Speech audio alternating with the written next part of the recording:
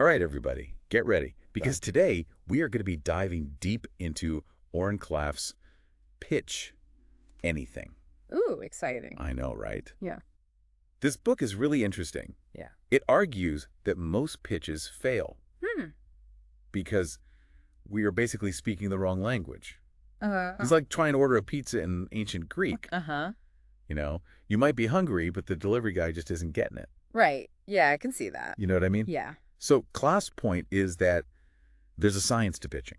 Okay. There's this huge disconnect between how we present ideas and how our brains actually receive them. Yeah, and he should know, Right. considering his track record of raising $2 million a week. $2 million a week. Yeah. All right. Well, now I'm really listening. Yeah. So how does this science of pitching actually work? Well, the book breaks down how our brains evolved in stages. Okay. We started with the crocodile brain, Crocodile brain. or the croc brain, Croc brain. Okay. which is purely focused on survival. Then came the midbrain, handling emotions and social cues. Right. And finally, the neocortex, Yeah. our sophisticated thinking center. So we have this advanced neocortex, You do. but we're stuck with this primal croc brain calling the shots. Pretty much, yeah. It doesn't seem fair. Well, it's not about fairness. Okay. It's about understanding the hierarchy. Okay. The croc brain filters information before anything else gets through. Okay. If it doesn't perceive something as new, Right. exciting, Oh. or relevant to survival, Yeah. it just tunes it out. Oh. Think of it like a spam filter for Okay. your senses. So that's why even the most well-researched pitch can fall flat. Exactly. We're bombarding the neocortex with data Right. when we should be appealing to the croc brain's primal instincts. Exactly. And that's where the disconnect lies. Okay.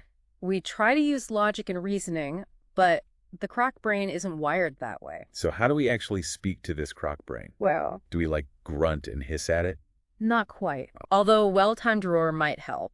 Uh-huh. Klaff suggests the strong method as a solution. Strong method. Yeah. Okay. It's about setting the frame, telling the story, revealing intrigue. Hold on. Before we get into the solution, Huh. I think we need to really understand the problem. Okay, sure. Can you give us a real-world example Of course. of how ignoring the croc brain leads to a pitching disaster? Klaff uses a great anecdote about pitching to an investor named Jonathan. Oh, yeah. Imagine a guy who controls a huge chunk of the venture capital world. Oh. Jonathan was notorious Right. for interrupting and challenging every point. Sounds intimidating. Oh, he was? So how did Klaff handle that? Well, he didn't back down. Oh. So when Klaff mentioned his company's secret sauce, Uh-huh. Jonathan shot back with, no, that's just ketchup. Oh, well. He constantly tried to deframe Klaff's pitch. Deframe. Yeah. What does that mean? Essentially taking control of the narrative Uh-huh. and undermining his authority. So deframing is like pulling the rug out from under someone's argument Yeah. before they can even make it. Exactly. It's about shifting the focus Okay. and taking control. Gotcha. But even with Jonathan's constant deflections, Yeah. Klaff stayed focused, Really? using the strong method to win him over. Wait, he managed to close a deal with this Master of the Universe guy. He did. How long did that take? Only 21 minutes? 21 minutes. 21 minutes. Seriously. It would take me that long just to figure out what to order for lunch. Uh-huh. That's incredibly impressive. It is. So it proves that understanding and adapting to the croc brain Yeah, can make all the difference. it really can. And it wasn't just luck. Right. Klaff spent over 10,000 hours researching and refining his approach He did. to master this skill. Yeah. 10,000 hours. At least. Okay, that's dedication. It is. So what we're learning here is that pitching effectively Yes. isn't about some magical charisma. It's a learnable skill. 100%. It's about understanding how to target the right part of the brain. Exactly. And that target is the croc brain. Okay. Once you learn to speak its language, you can unlock a whole new level of persuasion. All right. I'm hooked. Great. Let's dive into this strong method. Let's do it. The strong method, it's like a cheat code for the croc brain. Okay. Let's break it down. Okay. The S stands for setting the frame. Setting the frame. Wait, so what does that actually look like in practice? Think of it like setting the stage for a play. You know, you're creating context. Okay. You're defining what the conversation is Right. and isn't about. Gotcha. It's like saying, we're not here to talk about the weather.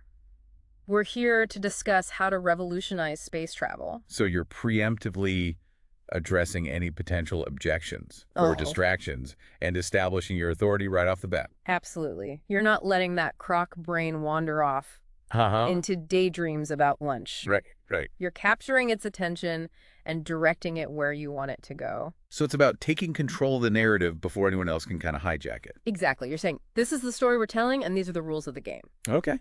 Now, once you have the frame set, it's time for T, telling the story. Telling the story. Okay, everyone loves a good story. Right. But how do you craft one that actually resonates with the croc brain? It needs to be simple, Okay. visual, and packed with intrigue. Gotcha. Remember, the croc brain isn't impressed by complex data or abstract theories. Yeah, makes sense. It wants to be entertained, surprised, pulled into a narrative that feels relevant to its own survival. So instead of saying, our software increases efficiency by 20%, right, I'd say something like, imagine a world where you finish your workday at 2 p.m. and still hit all your deadlines. oh, I like the sound of that world. That paints a much more vivid picture than just throwing numbers around. It does. Okay, so we set the frame, we tell the story, what's next? Now, here's where it gets really interesting. R stands for revealing the intrigue. Intrigue? That sounds a little cloak and dagger. It does a little bit. So what does that involve? Think of intrigue pings as little breadcrumbs of fascination. Okay. Sprinkled throughout your pitch. Gotcha. They could be subtle hints, unexpected questions, or even little pauses that create a sense of anticipation. So it's like those cliffhanger endings in TV shows that keep you on the edge of your seat. Exactly. Wanting more. You're triggering the croc brain's reward system, making it crave the next piece of the puzzle. You're essentially hacking into its curiosity. Interesting. So once you have their attention fully captivated, you move on to, offering the prize. The prize. Okay, so this is the payoff. So how do we present the prize in a way that the croc brain truly desires? It's important to remember that the croc brain is all about self-preservation and seeking rewards. Right. So you need to frame the prize in a way that directly addresses the listener's primal needs and desires. Okay, so their needs and desires. Is it status, security, comfort, or the thrill of adventure? Right. You got to figure out what truly motivates them. Okay. Then present your solution as the key to achieving those desires. So it's not just about what you're offering. Right. It's about how you position it in relation to the listener's world. Exactly. And their deepest desires. You're not just selling a product or an idea. You're selling a transformation, a better version of themselves. You're giving them the tools to conquer their challenges and reach new heights. I like it. So we're almost through the acronym. We are. What does N stand for? Nailing the hook point. Hook point. Okay, that sounds pretty crucial. It is. This is the moment of truth where you ask for a specific decision or commitment. Okay. It's where you reel them in after you've captured their attention and sparked their desire. So it's the moment where you go from storytelling and intrigue to actually closing the deal. Yes, but even the hook point needs to be framed in a way that resonates with the croc brain. You can't be vague or beat around the bush. Right. You need a clear, concise call to action that creates a sense of urgency. Like what?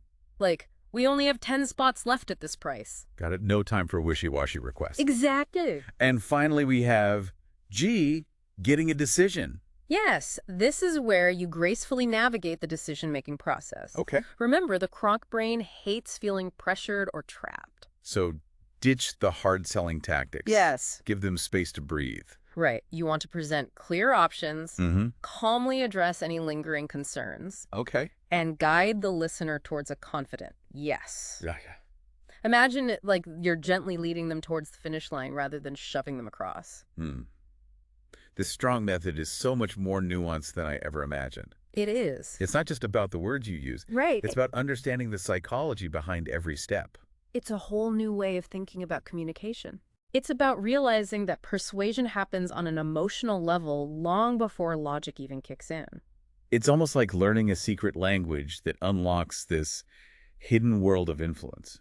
You could say that, and the best part is that once you understand these principles, you can apply them to any situation. Really? Where you need to be persuasive. Okay. From business meetings to personal requests. Wow. You're learning to speak the universal language of the croc brain. This is mind-blowing. I feel like I've been pitching wrong my entire life. Well, the good news is that it's never too late to learn. That is good news. And once you start applying these techniques... You're right. It's never too late to level up those communication skills. Exactly. So for our listeners out there, what would you say is like the biggest takeaway when it comes to understanding this whole croc brain concept? I think it boils down to this. Okay. Recognizing that logic and data alone rarely win the day. We need to tap into those primal emotions that drive the croc brain. Right. If we want our message to truly resonate. So it's like we're appealing to a much older part of ourselves. Yeah. A more instinctive part. Right. That responds to a different set of rules. Exactly. Think about it. For most of human history, survival depended on quickly assessing threats and opportunities. Right. That's the world the croc brain evolved in. Right. So when you pitch an idea, it's not just about the facts and figures. It's about triggering that ancient survival mechanism. That makes a lot of sense. Yeah. It's like we're bypassing all the modern complex layers of our brains and going straight to the source code. And that source code is wired for things like novelty, visual imagery, and emotional connection. Gotcha. So if you can tap into those elements, you'll have a much better chance of getting your message through. Much better. So next time I'm like preparing for a pitch or even just a conversation where I want to be persuasive, I should be thinking less like a spreadsheet and more like a caveman. Well, maybe not a full-blown caveman. Okay. But definitely consider how you can frame your message to appeal to those primal instincts. Okay. Ask yourself, what would make this feel new, exciting, and relevant to their survival? Even in a metaphorical sense. Even in a metaphorical sense, because once you capture the attention of that croc brain, the rest will follow. You've essentially opened the door to a more receptive audience ready to engage with your ideas on a deeper level. Exactly. Wow, this has been incredibly insightful. It has. I feel like I've gained a whole new set of tools to up my communication game. That's great to hear. It's been a pleasure diving into this with you. Likewise. And remember, the croc brain isn't just relevant to business pitches. Right. It's at play in all aspects of human interaction. So true. So keep these principles in mind, whether you're negotiating a deal, asking for a favor, or even just sharing a story with friends. It's everywhere. It is. Such a powerful takeaway. It is. This has been another fascinating deep dive. Until next time, keep exploring, keep learning. Keep pitching. And keep those croc brains engaged.